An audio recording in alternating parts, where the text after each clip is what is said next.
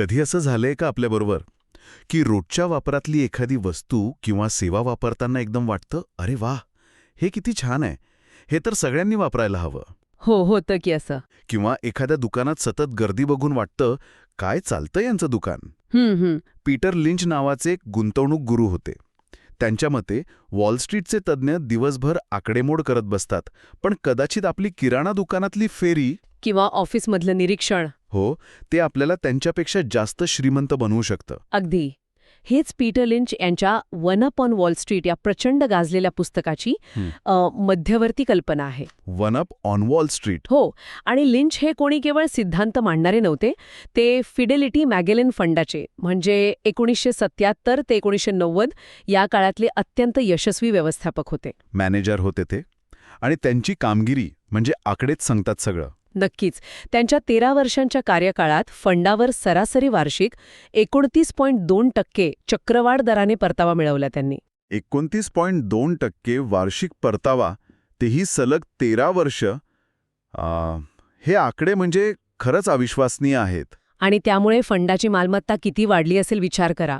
18 दशलक्ष डॉलर्सवरून तब्बल 14 अब्ज डॉलर्सपर्यंत. 18 मिलियन डॉलर्स ते 14 बिलियन डॉलर्स. इतक्या मोठे यशामागचं रहस्य काय होतं मग? रहस्य अगदी साधं होतं पण खूप प्रभावी.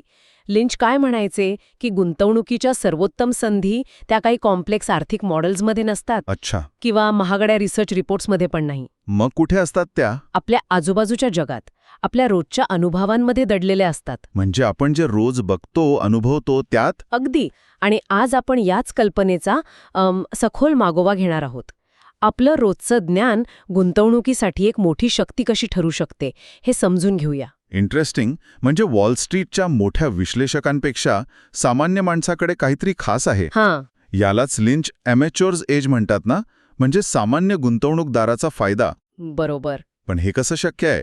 म्हणजे त्यांच्याकडे तर कितीतरी डेटा असतो, रिसोर्सेस असतात. बरोबर आहे. पण विचार करा, वॉल स्ट्रीटवरचे व्यावसायिक विश्लेषक त्यांच्या ऑफिसमध्ये बसून कंपन्यांचे अहवाल, डेटा, चार्ट्स बघत असतात. हो. त्यांचं जग बऱ्याच अंशी म्हणजे आकड्यांभोवती फिरतं. हां. पण सामान्य माणूस म्हणून आपण प्रत्यक्ष जगात वावरतो. आपण वस्तू वापरतो, सेवा अनुभवतो. लोकांचं वर्तन पाहतो. आपल्याला जमिनीवर काय चाललंय याचा, काय म्हणतात त्याला, थेट अनुभव असतो. याचं काही उदाहरण देता येईल का? म्हणजे हा एज किंवा फायदा नक्की कसा मिळतो? नक्कीच. समजा कोणी डॉक्टर आहे, बरं. तर क्लिनिकमध्ये येणाऱ्या सेल्स रिप्रेझेंटेटिव्हकडून किंवा रुग्णांच्या अनुभवावरून त्यांना कळू शकतं की एखादं नवीन औषध किंवा वैद्यकीय उपकरण बाजारात यायच्या आधीच किती प्रभावी ठरतंय. अच्छा, म्हणजे बातमी व्हायच्या आधीच कळतं. हो. ही माहिती वॉल स्ट्रीटपर्यंत पोचायला वेळ लागतो. किंवा समजा कोणी टेक्नॉलॉजी कंपनीत काम करतंय. अगदी. त्यांना सर्रास कळू शकतं की कोणतं नवीन सॉफ्टवेअर किंवा हार्डवेअर खरंच उपयोगी आहे, कोणतं फक्त मार्केटिंगचा फुगा आहे. आणि कोणती कंपनी आतून चांगली प्रगती करतेय. बरोबर. पालक म्हणून आपण बघू शकतो की सुट्ट्यांमध्ये कोणती खेळणी दुकानातून लगेच संपतायत, हो हो. कोणत्या ब्रँडची मागणी आहे. किंवा एखाद्या रेस्टॉरंट चेनमध्ये नेहमी गर्दी दिसते. हे सगळे आपल्यासाठी संभाव्य गुंतवणुकीचे इशारे असू शकतात. याचंच एक प्रसिद्ध उदाहरण लिंच त्यांच्या पुस्तकात देतात, लेग्स पॅन्टीहोजचं. हो, ती खूप मजेदार कथा आहे. लिंच यांच्या पत्नी कॅरोलिन, त्यांनी हे नवीन पॅन्टीहोज सुपरमार्केटमध्ये पाहिलं. सुपरमार्केटमध्ये? हो. त्या काळात पॅन्टीहोज फक्त डिपार्टमेंट स्टोअर्समध्ये मिळायचे, पण हे लेग्स आकर्षक अंड्याच्या आकाराच्या पॅकेजिंगमध्ये थेट सुपरमार्केटच्या काउंटरवर उपलब्ध होते. अच्छा. कॅरोलिन यांनी ते वापरून पाहिलं आणि त्यांना त्याची गुणवत्ता आणि मुख्य म्हणजे खरेदीची सोय खूप आवडली. त्यांनी पीटर यांना याबद्दल सांगितलं. आणि लिंच यांनी फक्त ऐकून सोडून दिलं नाही. नाही. त्यांनी या निरीक्षणाला गांभीर्याने घेतलं. त्यांनी मूळ कंपनी हेन्सबद्दल संशोधन केलं. त्यांच्या लक्षात आलं की हे केवळ एक उत्पादन नाहीये, तर वितरणाचं म्हणजे डिस्ट्रीब्युशनचं एक क्रांतिकारक मॉडेल आहे. महिलांसाठी खरेदी किती सोपी झाली होती. बरोबर. त्यांनी हेन्समध्ये गुंतवणूक केली आणि काही वर्षात तो स्टॉक 6 पटीने वाढला. 6 पटीने? फक्त एका साध्या निरीक्षणावरून? यातून काय दिसतं? एक साधं निरीक्षण जे वॉल स्ट्रीटच्या रडारवर यायला कदाचित खूप वेळ लागला असता, त्याने एका मोठ्या संधीचं दाल उघडलं. म्हणजे मॉलमध्ये फिरताना, कामाच्या ठिकाणी, मित्रांशी बोलताना किंवा घरात नवीन उत्पादन वापरताना चांगल्या वाढणाऱ्या कंपन्या आपल्यासमोर येत असतात. हाच तो ॲमेच्युअर्स एज. आपल्या अवतीभोवतीच्या जगाबद्दलची जागरूकता आणि कुतूहल हेच फायद्याचं ठरू शकतं. अगदी. आणि याच सामान्य निरीक्षणातून मिळणाऱ्या फायद्यावर लक्ष केंद्रित करून लिंच एका विशिष्ट ध्येयाने प्रेरित होते. असे स्टॉक शोधणे जे गुंतवणूकदाराचं नशीब बदलू शकतील. ते त्यांना म्हणायचे 10 बॅगर. 10 बॅगर हा लिंच यांनी खूप लोकप्रिय केलेला शब्द आहे. याचा अर्थ काय होतो नक्की? याचा अर्थ आहे अशी गुंतवणूक जी तुमच्या मूळ खरेदी किमतीच्या 10 पट वाढते. 10 पट? हो, म्हणजे जर कोणी 10,000 रुपये गुंतवले आणि त्या गुंतवणुकीचे मूल्य 1,00,000 रुपये झाले तर तो स्टॉक त्यांच्यासाठी 10 बॅगर ठरला. जबरदस्त. असे स्टॉक शोधणं हेच लिंच यांचा एक मुख्य उद्दिष्ट असायचं, कारण ते गुंतवणूकदारांच्या पोर्टफोलिओमध्ये खरी संपत्ती निर्माण करतात. पण केवळ एखादी वस्तू किंवा सेवा आवडली किंवा कंपनी चांगली वाटली म्हणून लगेच गुंतवणूक करणं योग्य आहे का?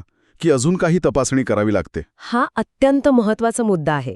लिंच अगदी स्पष्टपणे सांगतात की केवळ निरीक्षण किंवा चांगली कल्पना पुरेशी नाही. अच्छा. ते म्हणतात संशोधनाशिवाय गुंतवणूक करणे म्हणजे पत्ते न पाहता पोकर खेळण्यासारखं आहे. पत्ते न पाहता पोकर खेळणं? हो. तुम्हाला वाटू शकतं की तुमच्या हातात चांगली पानं आहेत, पण खात्री केल्याशिवाय डाव लावणं मूर्खपणाचं ठरू शकतं. म्हणजे एकदा का अमॅचर्स आयज वापरून एखादी संभाव्य चांगली कंपनी नजरेत आली की मग खरा गृहपाठ सुरू होतो. बरोबर. लिंच यांना 2 मिनिटांचा अभ्यास म्हणतात. पण सामान्य गुंतवणूकदारासाठी ज्याच्याकडे फायनान्सची पदवी नाही किंवा खूप वेळ नाही, हा अभ्यास खरोखर किती व्यवहारी आहे? लिंच यांच्या मते हा अभ्यास करण्यासाठी तुम्हाला वॉल स्ट्रीटचा विश्लेषक असण्याची गरज नाही. काही मूलभूत प्रश्न विचारून आणि थोडी माहिती काढून तुम्ही कंपनीबद्दल बरीच खात्री करू शकता. कोणते प्रश्न आहेत ते? पहिला आणि सर्वात महत्त्वाचा प्रश्न आहे, कंपनीची कथा काय आहे? What is the companies story? कंपनीची कथा म्हणजे नक्की काय? म्हणजे ती कंपनी नक्की काय करते, ती यशस्वी का होईल असं वाटतं, तिचं वेगळेपण काय आहे? आणि हे सगळं अगदी सोप्या भाषेत, समजा 5वीतल्या मुलाला समजावून सांगता येईल इतकं स्पष्ट आहे का? पटण्यासारखं आहे. कारण जे समजत नाही त्यात गुंतवणूक करणं धोकादायकच. अगदी.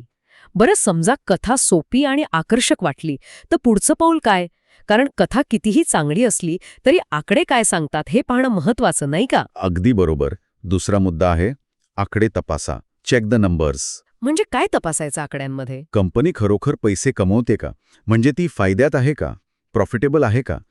तिची विक्री म्हणजे रेव्हेन्यू आणि नफा म्हणजे प्रॉफिट गेल्या काही वर्षांपासून वाढत आहे का? ही माहिती आजकाल कंपन्यांच्या वेबसाईटवर किंवा अनेक फायनान्शियल पोर्टल्सवर सहज उपलब्ध असते. हो, असते तर. आपल्याला फक्त ती शोधायची इच्छा हवी. वाढणारे आकडे एका चांगल्या कथेला दुजोरा देतात. समजा कंपनी फायद्यात आहे आणि तिची कमाईही वाढत आहे, पण तरीही धोका असू शकतो. जसं की कंपनीवर कर्जाचा डोंगर असेल तर. बरोबर. फायद्यात असूनही कंपनी बुडू शकते जर कर्जाचा बोजा जास्त असेल तर. नक्कीच. तिसरा महत्वाचा मुद्दा आहे कर्ज पहा. Look at the debt. कंपनीवर किती कर्ज आहे हे तपासणं खूप गरजेचं आहे. जास्त कर्ज म्हणजे जास्त धोका, कारण व्याज भरण्यातच कंपनीचा बराच नफा जाऊ शकतो किंवा आर्थिक मंदी आली की कंपनी अडचणीत येऊ शकते. मग कशा कंपन्या चांगल्या? लिंच अशा कंपन्यांना प्राधान्य देतात ज्यांची बॅलन्स शीट मजबूत आहे, म्हणजे त्यांच्यावर कर्ज कमी आहे आणि त्यांच्याकडे भरपूर रोख रक्कम म्हणजे कॅश आहे. अच्छा, कर्जापेक्षा जास्त कॅश असणं हे चांगलं लक्षण आहे. हो, ते आर्थिक ताकदीचं लक्षण मानलं जातं. कथा चांगली, आकडे चांगले, कर्ज यंत्रणात. आता सगळं ठीक आहे का? की अजून काही पाहायचं? अजून एक मुद्दा आहे. समजा कंपनी चांगली आहे, कर्ज कमी आहे, पण तिचा शेअर आधीच खूप महाग झाला असेल तर? म्हणजे गुंतवणूक करायला उशीर झाला असं होऊ शकतं का? हां. चौथा आणि महत्वाचा मुद्दा. स्टॉकची किंमत योग्य आहे का? Is the stock fairly priced? हे कसं ठरवायचं? यासाठी एक साधं पण महत्वाचं गुणोत्तर वापरलं जातं. पीई गुणोत्तर. Price to earnings ratio. P ratio? हो. म्हणजे शेअरची किंमत भागिले प्रति शेअर कमाई. Earnings per share, EPS. सोप्या भाषेत कंपनीच्या कमाईच्या प्रत्येक रुपयासाठी बाजार किती किंमत द्यायला तयार आहे हे यावरून कळतं. पण हे पीई गुणोत्तर किती असावं? कमी सांगलं की जास्त? यात तज्ज्ञ असण्याची गरज नाही असं लिंच म्हणतात. मग सामान्य गुंतवणूकदाराने याचा वापर कसा करायचा? लिंच सांगतात की पीई गुणोत्तराकडे एकट्याने पाहू नये. अच्छा. ते कंपनीच्या स्वतःच्या भूतकाळातील पीईशी, तिच्या स्पर्धकांच्या पीईशी आणि तिच्या वाढीच्या दराशी म्हणजे ग्रोथ रेटशी तुलना करून पाहावं. तुलना करायची. हो. खूप जास्त पीई म्हणजे स्पर्धकांच्या तुलनेत किंवा ऐतिहासिक सरासरीपेक्षा खूप जास्त हे सूचित करू शकतं की स्टॉक महाग असण्याचा धोका आहे.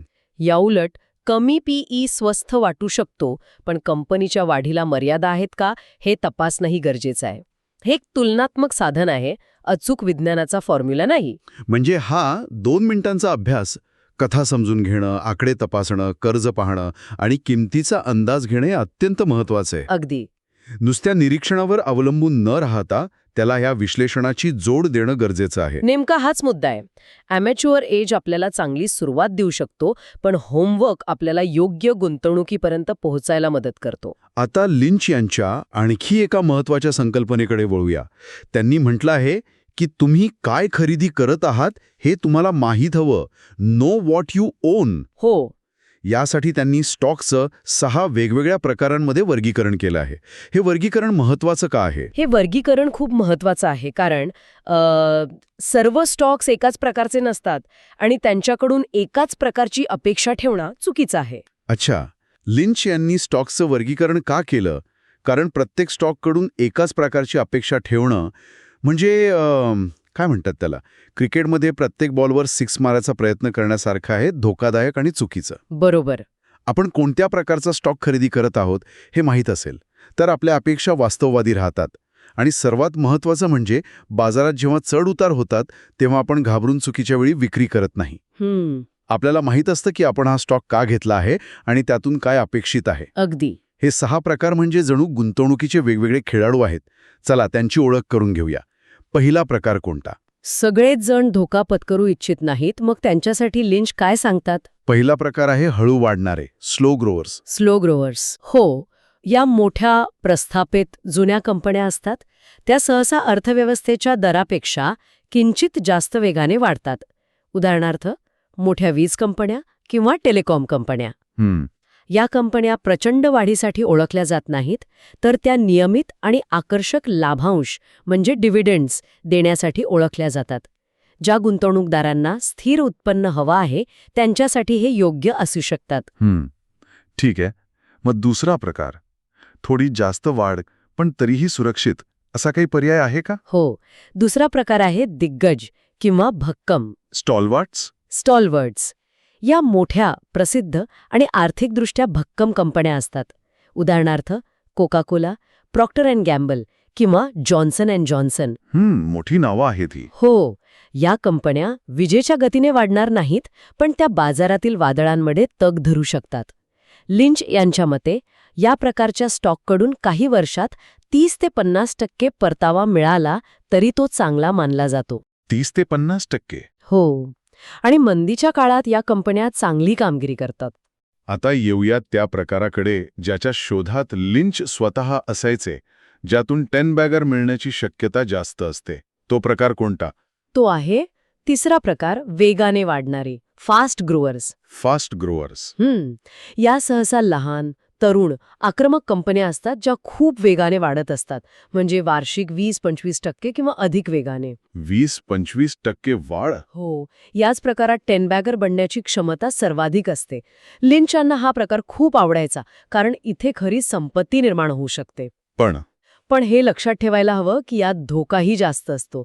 या कंपन्या लहान असल्यामुळे अपयशी होण्याची शक्यताही असते. हे खरं आहे. जास्त परतावा म्हणजे जास्त धोका. आता चौथ्या प्रकाराबद्दल बोलूया. काही उद्योग असे असतात जे अर्थव्यवस्थेबरोबर वर-खाली होतात. त्यांना कसं ओळखायचं? चौथा प्रकार आहे चक्रानुसार बदलणारे, सायक्लिकल्स. या अशा कंपन्या असतात ज्यांची विक्री आणि नफा अर्थव्यवस्थेतील तेजी-मंदीच्या चक्रावर अवलंबून असतो. उदाहरणार्थ एअरलाइन्स, ऑटोमोबाईल कंपन्या, स्टील कंपन्या, रासायनिक कंपन्या. म्हणजे इकॉनॉमी चांगली तर हे चांगले, इकॉनॉमी डाऊन तर हे पण डाऊन. अगदी. जेव्हा अर्थव्यवस्था चांगली असते तेव्हा या कंपन्या खूप नफा कमवतात, पण जेव्हा मंदी येते तेव्हा त्यांना मोठा फटका बसतो. मग यात गुंतवणूक कशी करायची? लिंच म्हणतात की या प्रकारात गुंतवणूक करताना वेळेचं महत्त्व म्हणजे टायमिंग खूप जास्त आहे. चक्र खालच्या पातळीवर असताना खरेदी करणं आणि ते शिखरावर पोचल्यावर विकणं फायद्याचे ठरतं. चुकीच्या वेळी गुंतवणूक केल्यास मोठं नुकसान होऊ शकतं. म्हणजे इथे टायमिंग चुकलं की गडबड. बरोबर. आणि मग येतात ते स्टॉक्स, ते जवळपास संपलेले वाटतात पण परत उभारी घेऊ शकतात. म्हणजे जणू राखेतून फिनिक्स पक्षाने उठावं तसे. बरोबर. 5वा प्रकार आहे पुनरुज्जीवन करणारे टर्नअराउंड्स. टर्नअराउंड्स. या अशा कंपन्या असतात ज्या कोणत्या तरी मोठ्या संकटामुळे, म्हणजे व्यवस्थापनातील बदल, कायदेशीर अडचणी, बाजारातील मोठा बदल, यामुळे अडचणीत आलेल्या असतात.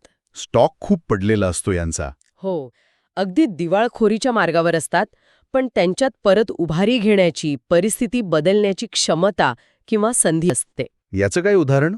याचं एक उत्तम उदाहरण म्हणजे 1990च्या दशकाच्या उत्तरार्धातील ॲपल कंपनी. अच्छा, हा ॲपल पण टर्नअराउंड होतं? हो, अर्थात इथे धोका खूप जास्त असतो, कारण कंपनी खरोखर सुधारेल याची खात्री नसते.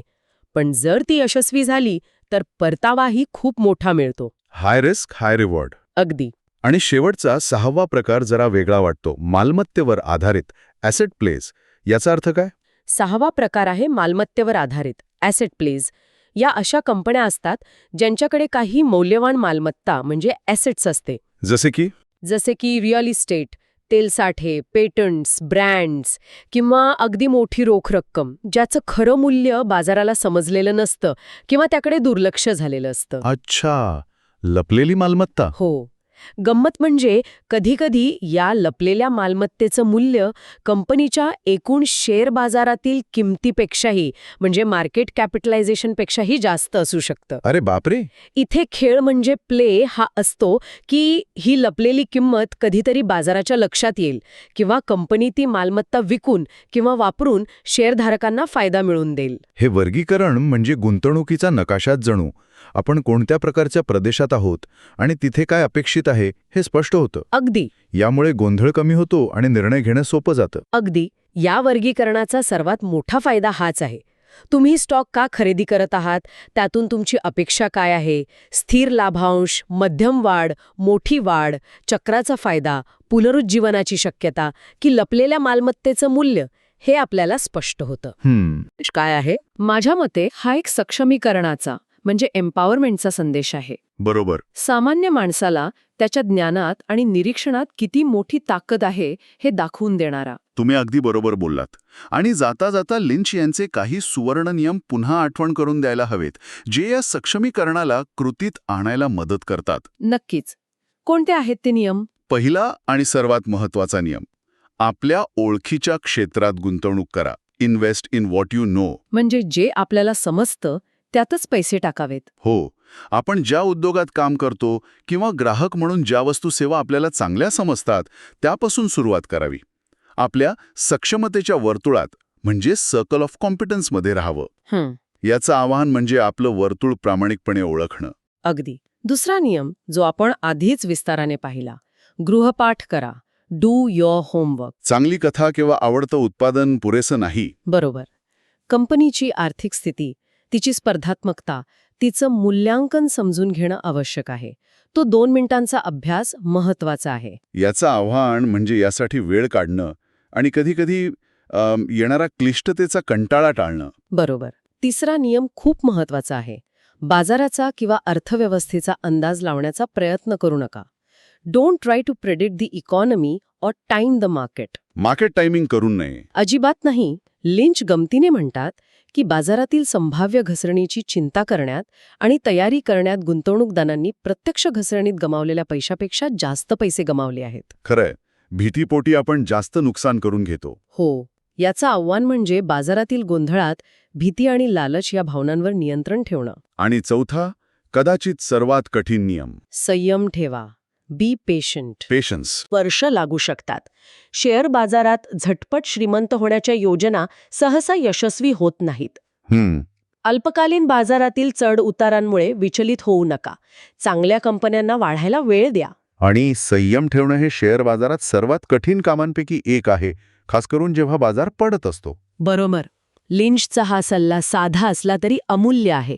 हे नियम पाळायला सोपे वाटतात, पण सातत्याने अंमलात आणणं कठीण असू शकतं. ते आपल्याला वॉल स्ट्रीटच्या अनावश्यक गोंधळापासून दूर राहून आपल्या माहितीवर, आपल्या अभ्यासावर आणि आपल्या संयमावर लक्ष केंद्रित करायला शिकवतात. अगदी. तर आमच्या श्रोत्यांसाठी एक शेवटचा विचार. पुढच्या वेळी जेव्हा आपण घराबाहेर पडाल, कामावर जाल, खरेदी कराल किंवा फक्त आजूबाजूला फिराल, तेव्हा जरा पीटर लिंच यांच्या नजरेतून पहा. कोणती नवीन गोष्ट लोकप्रिय होत आहे, कोणती सेवा लोकांचं जीवन सोपं करत आहे, कोणता स्थानिक व्यवसाय अचानक खूप वाढू लागला आहे, कोणतं उत्पादन लोक आवडीने वापरत आहेत आणि दुसऱ्यांना सांगत आहेत. काय सांगावं? कदाचित पुढची मोठी गुंतवणुकीची संधी आपल्या याच रोजच्या अनुभवात, आपल्या अमॅच्युअर्स एजमध्ये दडलेली असेल. हीच तर पीटर लिंच यांची खरी शिकवण आहे. आपल्या सभोवतालच्या जगाकडे डोळसपणे कुतूहलाने पाहण्याची सवय लावली तर गुंतवणुकीच्या अनेक संधी आपोआप दिसू लागतात. फक्त त्या संधी ओळखायला आणि त्यावर योग्य अभ्यास करायला शिकावा लागेल. बरोबर. आजच्या या सखोल चर्चेतून पीटर लिंच यांच्या गुंतवणुकीच्या तत्वज्ञानाची एक चांगली ओळख झाली असेल अशी आशा आहे. इथे थांबूया. नक्कीच.